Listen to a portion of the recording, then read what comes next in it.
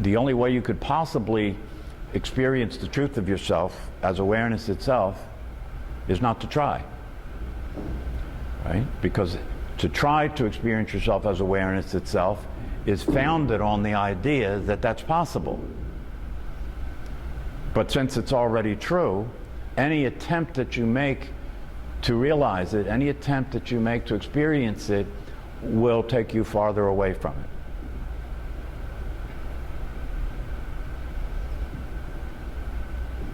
So then what do? You see? So then letting go, when it comes to that, letting go means accepting that you as an ego, you as a personality, you as an identity, right, will continue.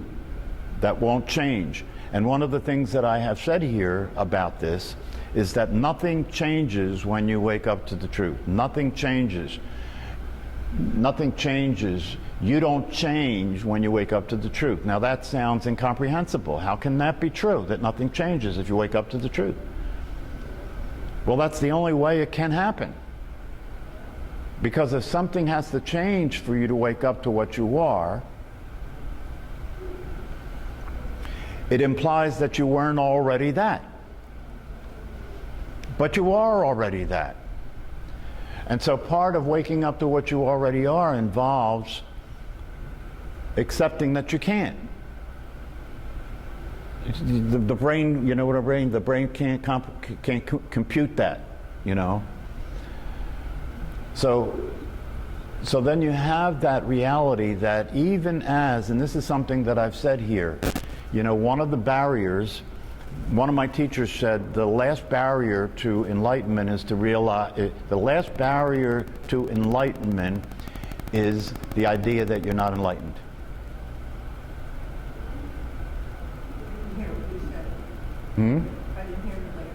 The last barrier to enlightenment is the idea that you're not enlightened, is the thought that you're not enlightened. Why? Because you are. Because what is enlightenment, right? As far as I'm concerned, and as far as the teachings that I consider to be the most fundamental direct teachings are concerned, that enlightenment is a simple matter of you recognizing the truth. Enlightenment is a simple matter of the lights going on. You're no longer in the dark. Recognizing the truth. You're recognizing what? You're recognizing what you are is enlightenment. So how do you recognize what you are? Well, you don't recognize what you are, right? Because if you recognize what you are, it implies that you could possibly not recognize what you are.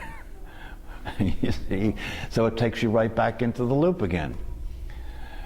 So that's the thing that's so difficult for people to get, is that, and I've said this here before, is that the real deal is that the you that you're experiencing right now, as a person, as a body, as a thinker, as a feeler, with a history, all that, right? That is consciousness. That is awareness itself.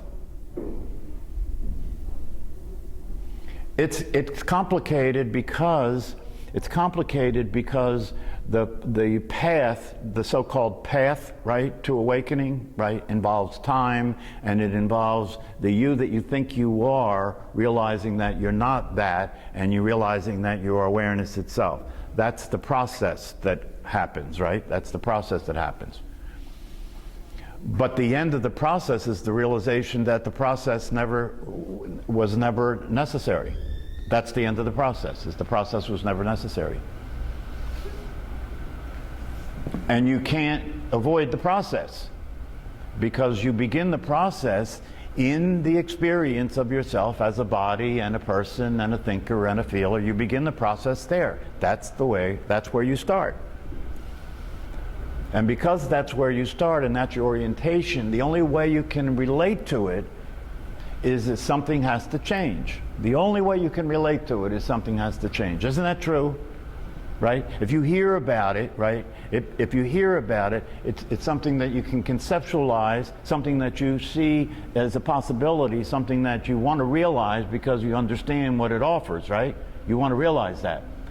However, you can't do anything about the fact that for you, where you begin in realizing the possibility is that it's going to take time and you have to change. Isn't that true? The you that hears the message, the way it gets heard is that's going to take time and I have to change. I want that. I don't have that. Do you understand? That happens by itself. Like you don't identify yourself as awareness. And so the listener of the message is that I am my body, is that I am a person, is that I have to change. That's the listener of the message. It's unavoidable. It's just the way it is. You know, when the caterpillar, if the caterpillar could hear about being a butterfly, it would still be a caterpillar hearing about being a butterfly. It couldn't do anything about it. You see what I'm saying? But the difference between a caterpillar and a butterfly and a human being is that the caterpillar will turn into a butterfly. That'll just happen to the caterpillar. But the difference between that and a human being is that nothing happens when you realize the truth. Nothing changes. It's not, that's the difference. You know, it's often used as a metaphor that the caterpillar turns into a butterfly. That's transformation, right? Transformation means it changes form, transforms, right, into a new form. But transformation is not even really a good description of what happens when you wake up to the truth, because nothing happens. No form changes. It's not, the metaphor breaks down. No form changes. The metaphor is useful because from the viewpoint that you have of yourself as a person, that seems to make sense, that, you know, transformation. I'll be a person changing into a spirit. I'll be a person and identify with the body changing into awareness itself. However, it's not transformation. Realization is not transformation because nothing changes, nothing happens. See, this is the thing. I mean, the reason I'm saying this is because this is the best, as far as I can tell so far, maybe it'll change, but as far as I can tell so far, this is the best possible way of getting something that you can't get. This is the best possible way of getting something that you can't get. It's the gateless gate. It's the open secret, right? Nothing has to change, right? Nothing has to change. It means that the you that's sitting in your seat right now, thinking those thoughts, feeling those feelings, all that, right? That's awareness. That's awareness. See, but then the mind will come in and say, yeah, but, yes, but, right? Yes, but. If that's awareness, how come I'm not free? How come I don't experience the freedom of it all? How come I don't experience the end of suffering if I am awareness, right? Well, the answer to that question is because as awareness, the awareness constricted itself to manifest itself in the form that it's in here. It constricted itself, right? One way of understanding death is that constriction restricts, that constriction lets go, right? When you're born, right? When you're born, it's an in-breath, right? When you're born, you take your first breath, it's an in-breath. When you die, it's an out-breath.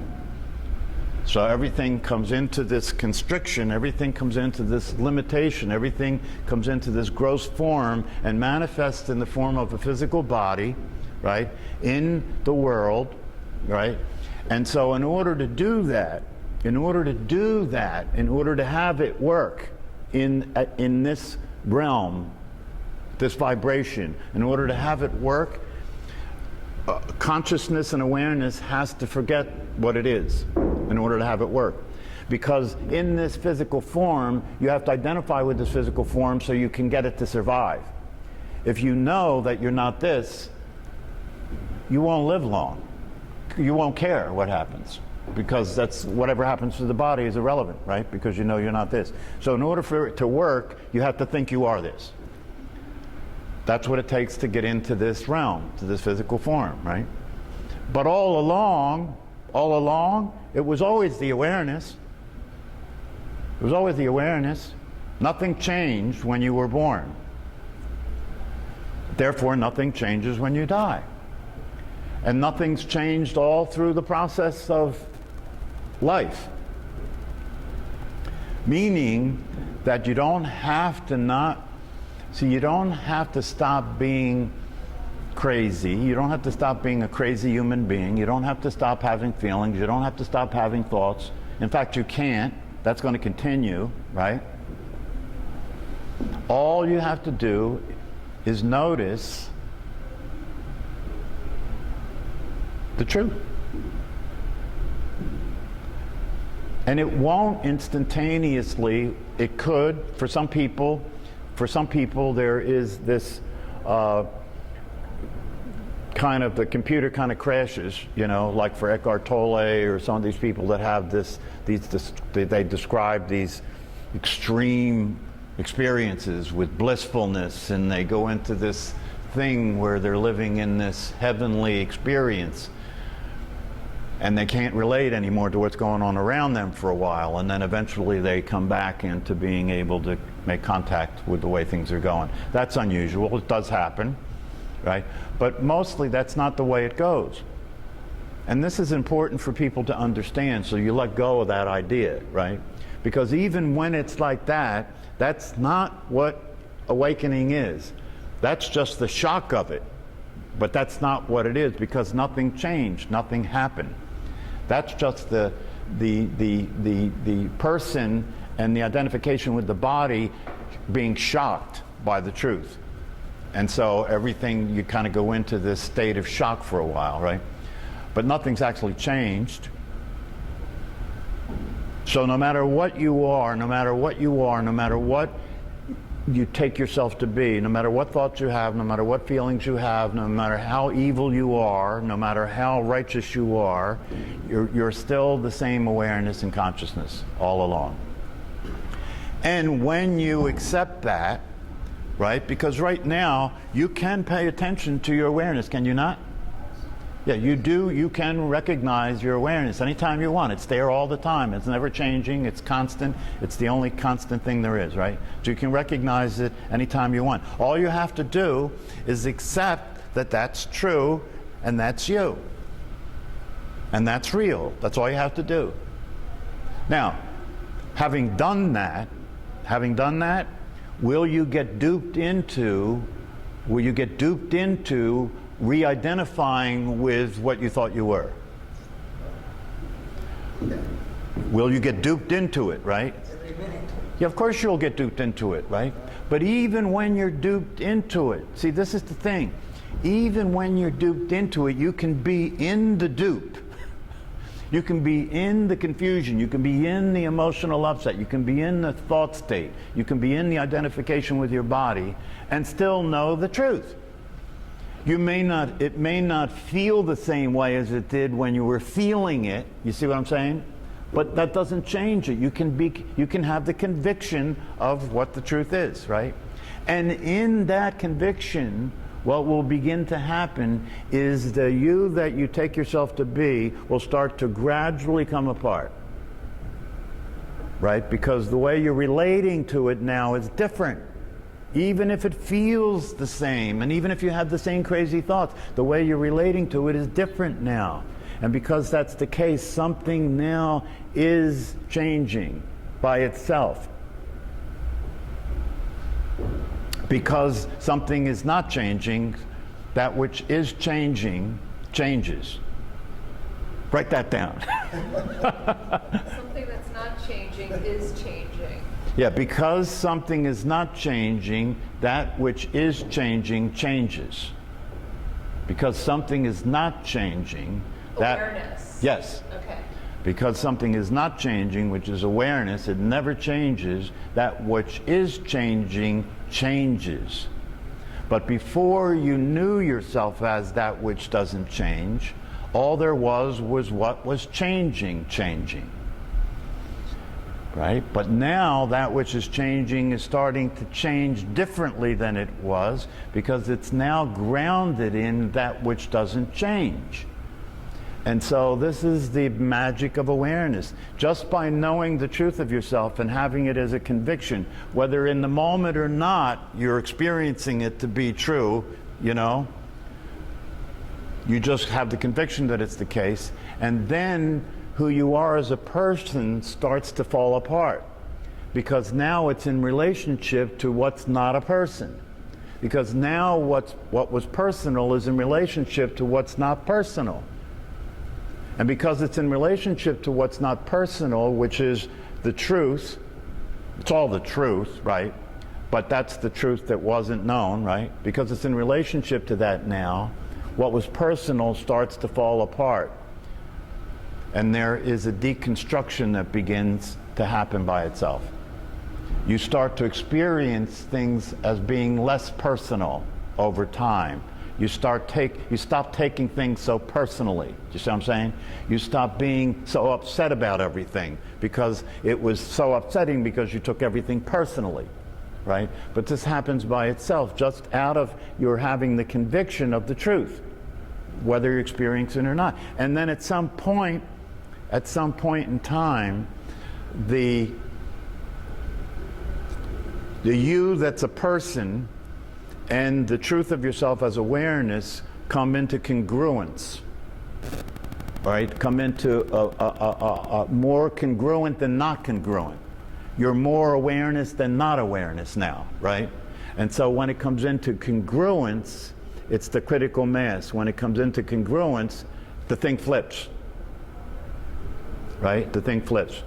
So before it flips, it was, I am a person having moments of myself as awareness.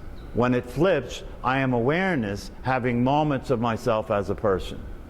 That's the flip. And it'll happen by itself. All you have to do is stay in the conviction of the truth. And the conviction of the truth will cause this process to happen by itself.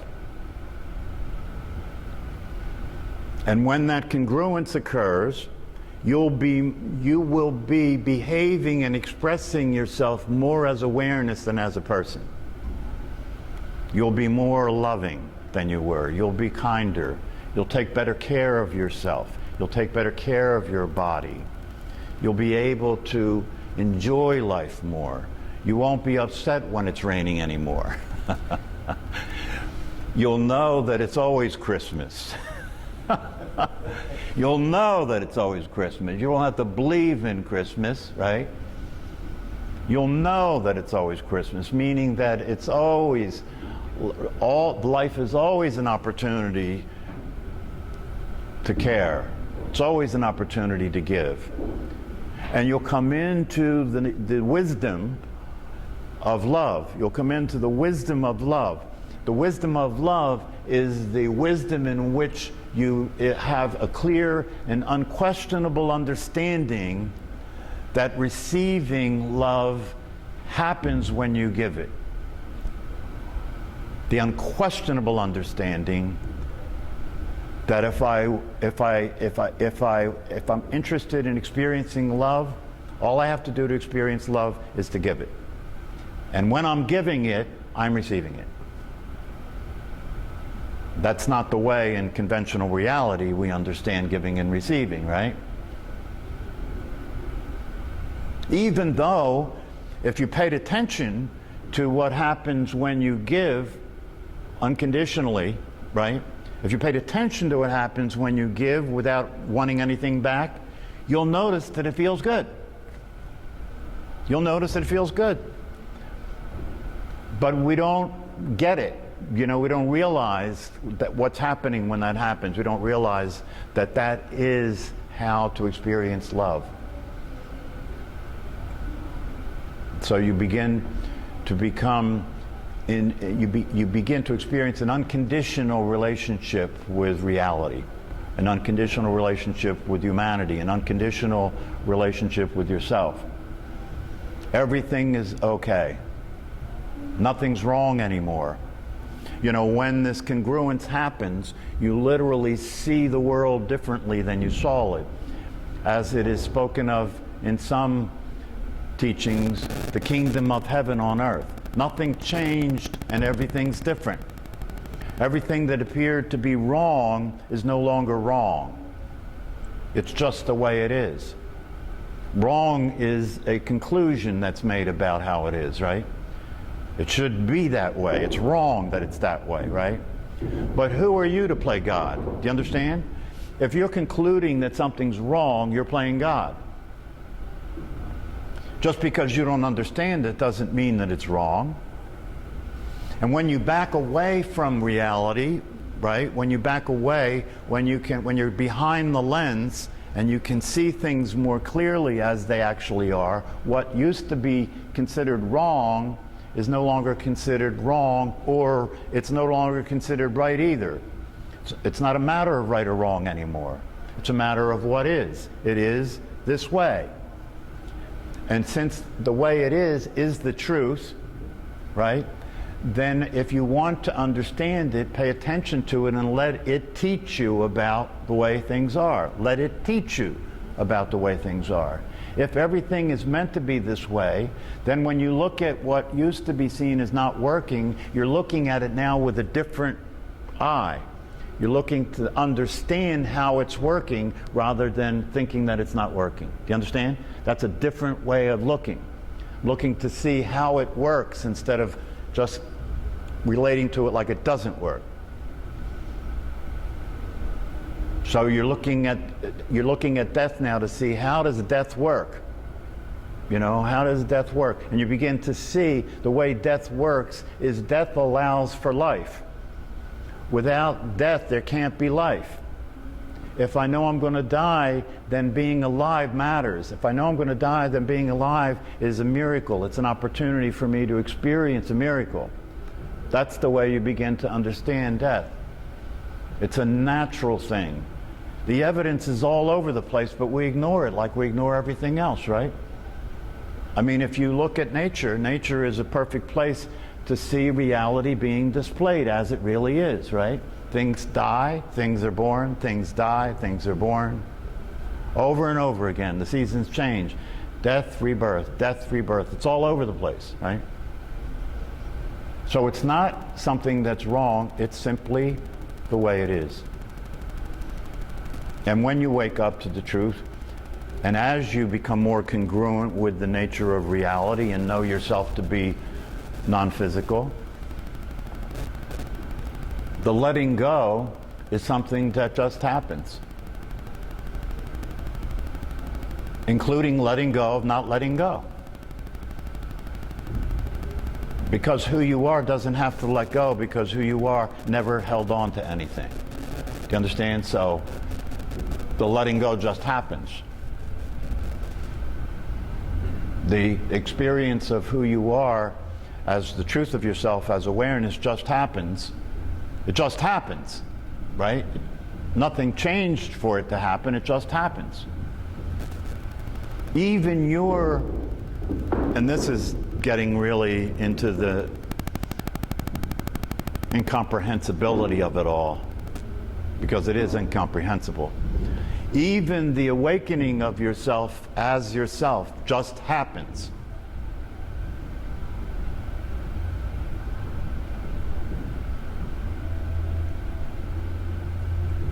That's one that your brain will really... Yeah, I thought you just said we are there. What do you mean just happen? It's a paradox. If you get that letting go is powerful and it makes a difference, you'll try and do it. And you'll fail. So all you have to, so then what happens, but you see, when you try and do it and you fail, then what happens is you let go, but you're not trying to let go anymore, you just gave up on trying. You understand? So it just happened. That's what I mean, it just happens. When you're trying to ride a bike and you're trying to balance, right? When you're a kid and you're trying to ride a bike, right? It just happens, doesn't it? All of a sudden you're riding the bike, balance. It just happens. You didn't learn to ride a bike. You tried to ride it and then it just happened. Same thing with this, you know. That's why my recommendation for you, if you're really interested in waking up and realizing the truth of yourself as awareness, right, is to give up. Is to not try and do that. Right? You have to understand something, that one of the things that makes this very difficult is that the orientation that we are is we're oriented to reality from a scientific perspective, are we not? Yes. You're oriented to reality from a scientific perspective. But those same scientists say, and there's no argument about it, that consciousness is what they call, what do they call it? I was just doing this. They call it a difficult problem. The very scientists that define reality, right? They define reality. They say what is real. And what do they say? What is the definition of what's real according to science, right? This is common knowledge for any scientist. What's real exists in time, has mass, and has form. And if it exists in time and it has mass and it has form, we can measure it, we can duplicate experiments with it, we can therefore prove that it's real, it exists, it persists, it continues to exist, right? That's how we define reality. And so your orientation to reality is that orientation, scientific. And yet those very same scientists agree that they cannot explain consciousness itself, because you can't measure it, it doesn't exist in time, and it has no form. So how are you going to deal with that?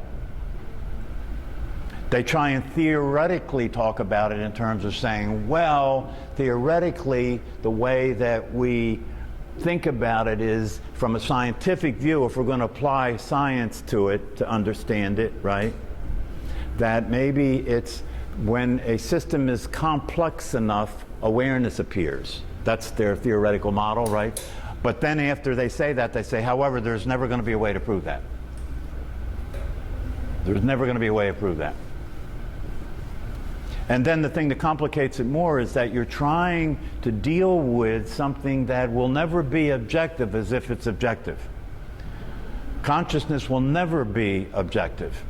And so everything else is objective, and you can deal with it objectively, but consciousness will never be objective. So when they talk like this in front of people like the Dalai Lama, you know, he has meetings every year with physicists and psychologists to try and share information, you know, and learn from each other. And when the physicists talk like this to him, he laughs at them. Like, you gotta be kidding. You gotta be kidding. How can you be as smart as you appear to be and still believe that you're gonna ever be able to figure out consciousness? And when he says that to them, they shrug their shoulders like, you got a point there. But for you and I, none of that's that relevant, right? Because for you and I, the application of these understandings is a practical matter, is it not? You don't care whether, in the end, consciousness can be proven to be real or not real, or it's manifesting from the brain, or if it's separate from the brain, right? The thing that matters is if you, and this to me is the most important thing, if you experience yourself as that, everything changes. That's the practical reality of it. So I don't care. I'm not interested in necessarily understanding it. I'm not interested in necessarily being able to verify anything or prove anything. All I know is, as I have accepted and had the conviction of what I actually am as awareness itself, that my life has dramatically and profoundly changed in a direction in which it's fulfilling the potential and the possibility of having a life as a human being. What else do you want? Right? It's just like they say, what do you want? What do you want? If you answer that question, it's an important question to answer, right? What do you want? Right? And you get past all the bullshit, right? Because in the beginning, what'll come up is bullshit, like money, time, a better job, a relationship that works, a new car, all that horse shit, right? I used to bring this up to guys that were in prison for trying to get all that stuff. Right? And what I wanted them to see, and what you can see if you really look at the question for yourself, is what you want is an experience, isn't it? Isn't it? What you want is an experience. You want to have an experience in which you're happy. You want to have an experience in which you feel at ease and at home, that you can relax and enjoy life the way life is without life having to change. Isn't that what you want? That's why enlightenment is so appealing, right? Because the idea is if I'm enlightened, you look at these enlightened masters and they have the smile of contentment on their face. You know what I mean? They don't need anything, they don't want anything, they're just happy.